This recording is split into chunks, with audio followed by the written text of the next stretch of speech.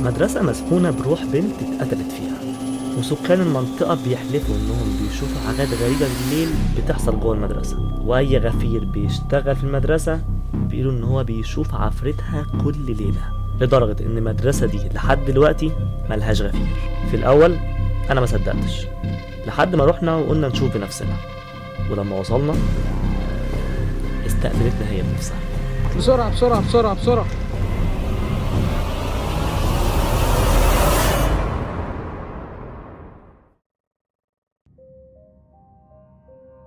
مبدئيا كده الاشخاص اللي هتكلم عنهم والاماكن اللي احنا زرناها انا مش هقدر اذكر فيها اسامي، ولا كمان حتى هقدر اقول اسم المدرسه ايه، وده عشان ما يتسببش باذى لاي حد. قصتنا بتبدا في سنه 2005. كان في راجل عايش في قريه جنب المدينه اللي انا عايش فيها، ويقال عن الراجل ده انه كان دجال وساحر ومشعوذ قوي جدا، وكان في ناس كتيره جدا ياما بتروح له عشان تعمل اعمال والحاجات دي. الراجل ده كان بيعمل الأعمال دي ويدفنها في المقابر، وده يعتبر واحد من أخطر أنواع السحر، وده لأن الساحر اللي بيبقى مدفون في المقابر بيخلي الساحر يقدر يسيطر على الجن اللي سخره للسحر ده، لأن الجن بطبيعته بيحب الخلود، عشان كده مش بيقرب من ناحية المقابر دي وبيعمل أي حاجة الساحر بيأمره بيها. الغريب بقى إن الراجل ده بعيدا إنه أذى ناس كتير ودمر حياة ناس كتيرة، إلا إن كان ضحاياه اللي كان بيعملوهم الأسحار دي كان أغلبهم بيموت منتحر. في البداية الناس اللي كانت عايشة حوالين بيت الساحر، أو بمعنى أصح جيرانه، ما كانوش يعرفوا ان هو سحر. هم كانوا بيسمعوا اصوات مرعبه بالليل من الساعه 12 لحد الساعه 2 بالليل، وما يعرفوش مصدرها ايه. اصوات لناس بتضحك ضحك هستيري، وفي ناس تانية كانت بتحلف انها كانت بتشوف الراجل ده مره او مرتين في نفس الوقت بس في اماكن مختلفه. يعني مثلا واحد كان بيحكي ويقول ان هو كان بيعدي على السوبر ماركت يجيب حاجه، فقابل الراجل ده بره فقال يرمي عليه السلام، بس الساحر ده ما ردش عليه، فالراجل ما استغربش لانه عارف ان هو شخصيه متوحده وعايشه مع نفسها. المهم الراجل ده كمل ماشي عادي، ودي عند البيت بتاعه، وداخل البيت لقى الساحر ده واقف، بس المره دي كان بلبس مختلف. الراجل اتصدم وقتها، اللي هو ازاي ده انا لسه سايبك هناك عند السوبر ماركت، لحقت يعني يا دوب جيت غيرت هدومك ونزلت تاني؟ اكيد لا.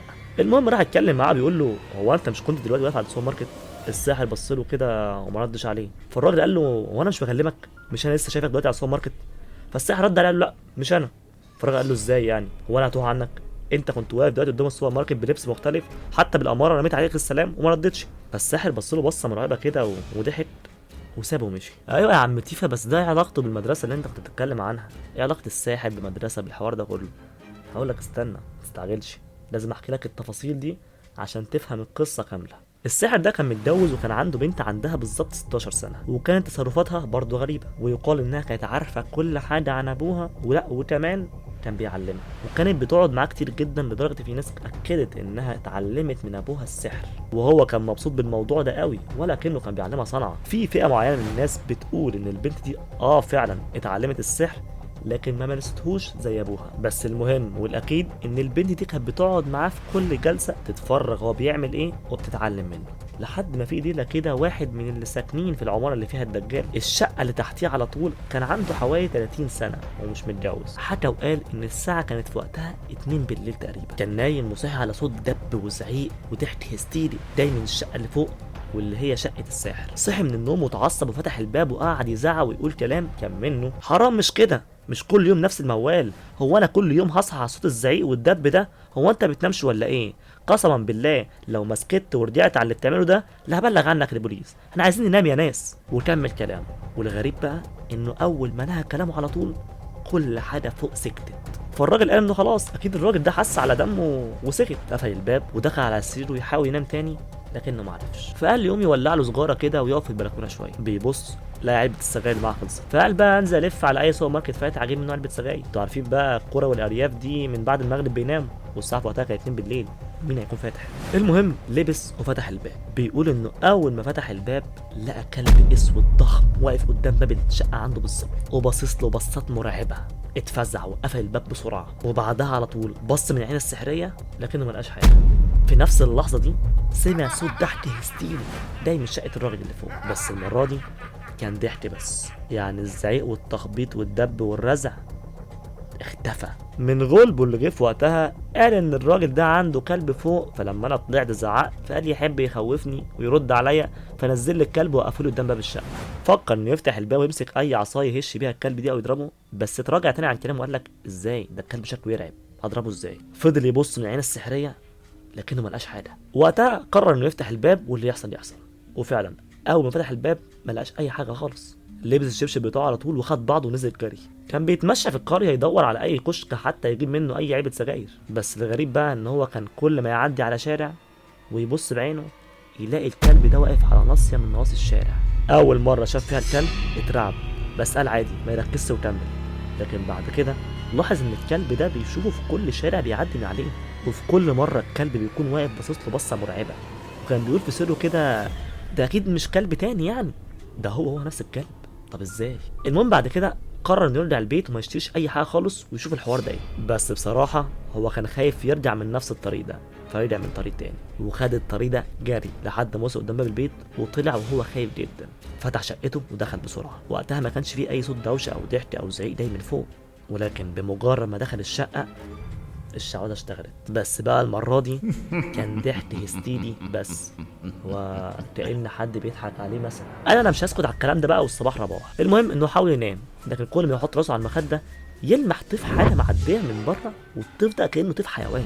بس وقتها ما كانش متأكد الخيال ده كان ايه، ولا هو فعلا شايف حاجة خيال بتعدي من وراه، ولا ده مجرد بس تهيؤات بتحصل له. راح مغير وضعية نومه وودى وشه الناحية التانية تجاه الحيطة.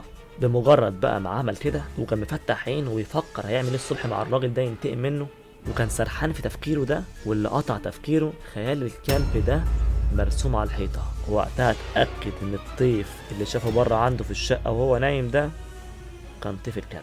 جسمه بدأ يترعش ويجيب عرق من كل حتة، وما كملش بالظبط 5 ثواني على بعضها الا وبدأ يسمع صوت الكلب وهو وراه في ظهره. الرعب مسكه ومش عارف يعمل ايه، لحد ما خلاص قرر انه يلف ويبص له، لكنه ما لقاش حاجه. راح باص بسرعه على الحيط عشان يبص للخيال، ما لقاش برضه حاجه. وفجأة صوت الضحك اللي كان دايما فوق اشتغل تاني وبقى اكتر بكتير جدا. قام داري يولع النور بتاع الشقه كلها ووقف في البلكونه قعد يفكر، وبدأ يحس ان في حاجه مش طبيعيه بتحصل له. الموضوع ده مش تمام، وفضل قاعد يفكر كده لحد ما النوم غلبه ونام. اوعى تفتكر ان الموضوع خلص لحد هنا، دي مجرد البدايه. المرعب بقى ان اهل القريه لقوه مرمي عند الزرع اللي عند الترعه من غير هدوم خالص، وجسمه كله خرابيش. وقتها جابوا له هدوم وجريوا بيه على المستشفى. ولما راح هناك الدكتور بيقول له حصل ايه مالك، ما ردش عليه. اهل القريه طلعوا الراجل ده لقب المجنون وقالوا ده اتجنن خلاص، وودوه فعلا مصحة نفسية، وقعد فيها مدة قليلة جدا. واللي خلاه يقعد المدة دي او انهم كمان يقولوا عليه انه مجنون انه حرفيا ما كانش بيتكلم نهائي طول الفترة دي، بيفضل فاتح عينه وباصص لك كده وخلاص، لحد ما اخيرا اتكلم. وغالبا ما حكاش اي حاجة من اللي حصلت له للدكتور، وهقول لكم دلوقتي ليه. المهم انه اتحط فترة تحت الملاحظة لحد ما اثبت انه سليم ومتزن، وفعلا خرج من المصحة. ولما رجع بيته وفي نفس اليوم ده كلم واحد من اعز اصحابه عشان يجيله يقعد يتكلم معاه، وحكى لصاحبه ده بقى كل حاجه حصلت معاه. والمرعب بقى هنا ان كل المده اللي كان فيها في المصحه النفسيه دي بيحاول ينطق لكنه مش عارف، وكل ما بيجي يتكلم كأن لسانه بيتقطع. وبيحكي لصاحبه يقول له انا ما لقيتش حد غيرك احكي له الكلام ده. الراجل اللي عايش فوقيا ده انا سمعت من اكتر من حد انه شافه في نفس الوقت في اماكن مختلفه بلبس مختلف. الراجل ده مش طبيعي، ده غير الاصوات المرعبه اللي بصحى منها كل يوم بالليل. والغريب بقى كمان ان هو اصلا متوحد. كميه الناس اللي طالعه نازله عنده 24 ساعه دول ازاي، وناس معظمهم اول مره اشوفهم، ناس غريبه عن القريه. صاحبه بيحكي بيقول ان هو حاول يهديه وقال له انا بكره الصبح هجيب 2 من صحابنا ونطلع نشوف الراجل ده، دلوقتي كده انت قوم ارتاح وريح نفسك عشان تستخدم من المستشفى وتعبان. المهم فعلا سابه ونزل، وجي تاني يوم الصبح صاحبه ده جاب 2 من صحابهم فعلا عشان يطلعوا للراجل ده ويشوفوا ايه حكايته. وقعدوا يتصلوا على الراجل اللي ساكن في العماره اللي حصل معاه الموضوع، لكنه ما بيردش. فضل يتصل كتير ولكن مفيش رد. قلق عليه فقال يروحوا يشوفوا يخبطوا على باب الشقه، محدش بيفتح. قلق اكتر وده اللي دفعهم ان هم يكسروا باب الشقه. ولما دخلوا اتصدموا، لقوه شانق نفسه ومنظره كان بشع ومرعب. عينيه كانت مفتوحة على الآخر ومبرقة، ولسانه كان طالع لبره، ووشه كان لونه أصفر بطريقة غريبة. المهم موضوع الراجل ده فضل يكبر وينتشر في القرية لحد ما كل واحد فيها عارف الموضوع ده، وبدأوا بقى يربطوا الأصوات المرعبة اللي جاية من شقة الدجال باللي حصل للراجل ده، زائد كمان الناس اللي كانت بتقول إنها بتشوفه أكتر من مرة في نفس الوقت بلبس مختلف. ده غير الناس الغريبة اللي داخلة خارجة طالعة عنده كل يوم وهو أصلا متوحد ما بيكلمش حد. المهم إنهم حاولوا أكتر من مرة يبلغوا البوليس، ولكن كل مرة البوليس كان بيجي ويطلع يفتش الشقة ما يلاقيش حاجة ولا يلاقي حد وما يمسكش عليه زله. لحد ما في يوم كده اهل القريه اتفقوا مع بعض انهم يقعدوا ويشوفوا الناس وهي طالعه عنده، وفي وقتها يكلموا البوليس على الاقل هيجوا ياخدوه وهو متلبس بقى. وبالفعل جه يوم معين كده كان كل 10 دقايق حرفيا ماسورة ناس طالعة عند الراجل ده، وأهل القرية بقى في وقتها كلموا البوليس. لما البوليس جه وطلع فتش الشقة ما لقاش حد أصلا. وقتها كان في ناس بتشكك إن الراجل ده دجال. بعد الموقف ده كل أهل القرية اقتنعوا وأكدوا إن الراجل ده دجال وساحر ومشعوذ. على الجانب الآخر بنت الدجال دي، واعذروني مش هنقول أي أسامي، كان عندها 16 سنة، وزي ما قلت في الأول كانت بتحب السحر وكمان اتعلمت من أبوها. البنت دي بقى كانت بتروح المدرسة في المدينة اللي أنا عايش فيها، اللي هي مدينة بنها. صحباتها اللي كانوا معاها في الفصل بيأكدوا إن البنت دي كانت غريبة ومؤذية بشكل غير طبيعي، وكانت مش بتتعامل مع حد خالص وبتتهزق من كل المدرسين. والمرعب بقى إن حتى المدرسين دول كمان ما سلموش منها، يعني كانوا كل يوم بيهزقوها، لحد ما جه يوم والحال اتعكس تماما. بقى المدرسين يعاملوا البنت دي معامله غريبه، ولا كأن البنت دي ماسكه عليهم زله. طب ازاي وايه اللي حصل؟ محدش عارف. المهم كل فصل من فصول المدرسه بيبقى فيه امين الفصل، وطبعا عارفين ان امين الفصل ده بيبقى معاه مفتاح الفصل، هو اللي بيفتح وبيقفل الفصل. وفي يوم اهل القريه لقوا ابو البنت دي اللي هو الدجال مقدم بلاغ وعامل محضر في القسم عن تغيب البنت، انها راحت المدرسه الصبح وما رجعتش لحد دلوقتي. اهل القريه استغربوا، اللي هو ازاي الراجل ده لو الدجال فعلا ممكن يعرف هي فين في اقل من 10 ثواني. البوليس قعد يدور لكنه ما وصلش لحاجه. حتى تاني يوم في المدرسه سالوا على البنت من صحابها هل حد فيكم شافها، قالوا لا. ولكن المفاجاه ان بعد ما الطابور خلص وكله طلع على فصوله، لما طلعوا الفصل وبيفتحوا الباب لقوا البنت واقعه على الارض وسايحه بدمها ومقطعه شرايينها، بمعنى اصح انتحرت.